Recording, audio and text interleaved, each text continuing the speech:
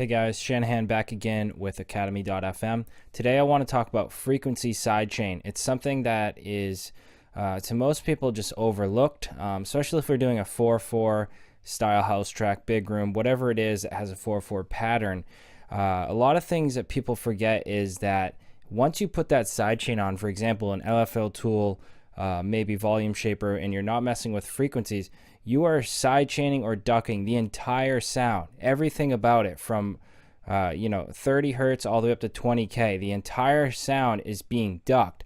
Well, something that a lot of people forget about is leaving either a low end or a high end frequency that is not ducking. This can give room and still presence in the song or in the mix that can reveal a little more power and energy, because if you're sidechaining everything, essentially self-explanatory, the entire sound that's in there is going to be gone or is going to be ducked. So sometimes that can be a negative effect because you still want to hear a little bit of the high end. For example, if you guys look at stuff like Hardwell does, Spaceman, prime example, that track has a lot of pump to it, but his high end on his bass line is still present.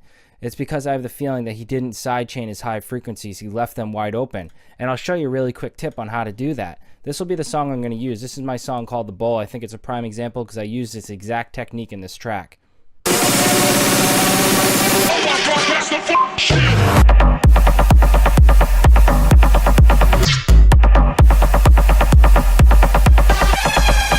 All right, let's look at our bass line. The bass line is exactly where I used this. If we listen to the original bass here, the instrument one, I bounce it down to audio to do more post-processing, but my original instrumental one here from Spire,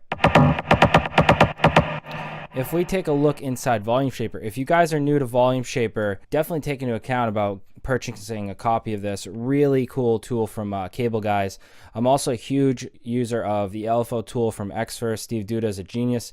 Those two I use back and forth. If I'm not using those sidechain options, I'm using my onboard compressor to use ghost kicks and that type of stuff to do more of an Millennium type vibe to my sidechaining. But for my 4/4 stuff, I'll be using Volume Shaper or LFO tool.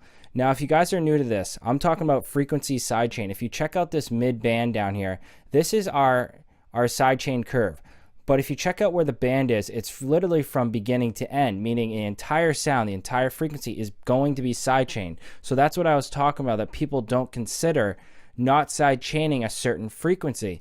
So if we leave our high end not sidechaining or not ducking, we will get a little more presence out of the bass. So just to hear this with it all sidechained,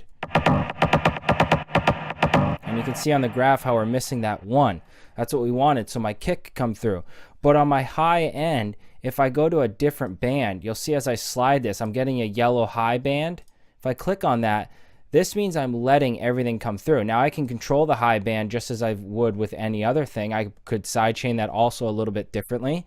You know, if you want to sidechain the high end, maybe a little bit more drastic or put a different curve on it, or maybe go deeper with it like that. The cool thing is you can see both bands. I have a high end ducking band and I have a mid low, and you can see perfectly what it's doing right here, back and forth.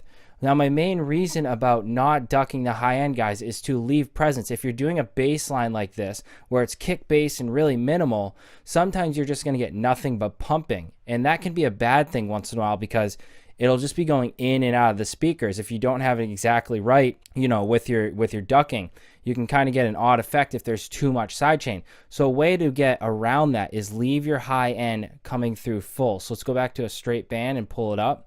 And we can find the sweet spot of sweeping left until the high end of that bass, pretty much the reverb and the high end crunch will come through.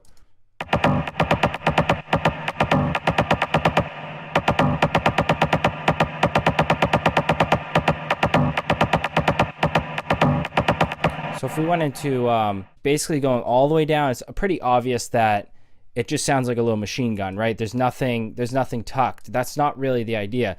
What I'll usually do is start from my left side and then work it off to the right until basically I still feel some pump, but there's a lot of presence in the high end of the song.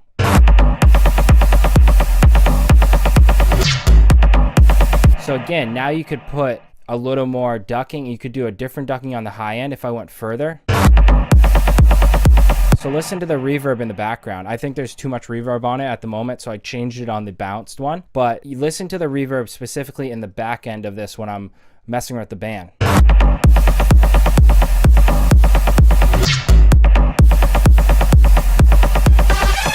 See how when I have that sweep all the way right, the high not cut, you're hearing way more of that reverb because of where it's registered in the frequency range.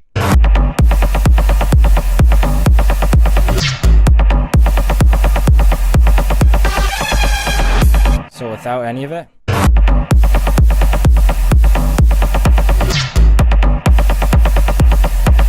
you're just getting a muddy signal. You're not getting that punch from the bass line that it deserves. The first goal of the bassline sidechain for me, understand the low end. Understand your sine wave, or understand your lowest frequency bass. Understand your mids, where it needs to be tucked, and then understand your high end. Your high end is going to be the most important part of your bassline outside of power. We obviously want power and punch the bass and clarity, but you're not going to get much clarity if your whole high end band is being tucked away through a sidechain.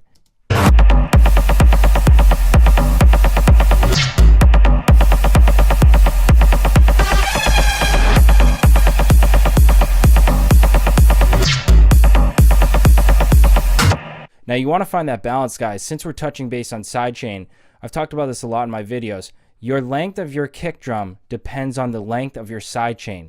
If your sidechain is really, really long like this, and you have a short kick, you're going to find a hole basically in the spectrum. You're going to have this weird kind of hole in the speakers when everything's playing. If everything's sidechain like this, it's going to be like, well, where's all the instruments in here? So if I have a short kick drum, I technically want a shorter sidechain so that my kick's right here and my bass is coming on, literally kind of gelling with it. They're kind of exchanging places really quickly.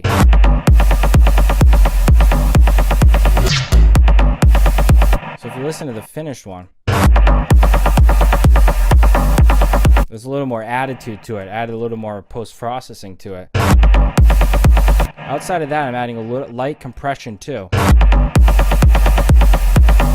And what you want to do on this peak reduction is gain, reduce 1 or 2 on it just to tuck it.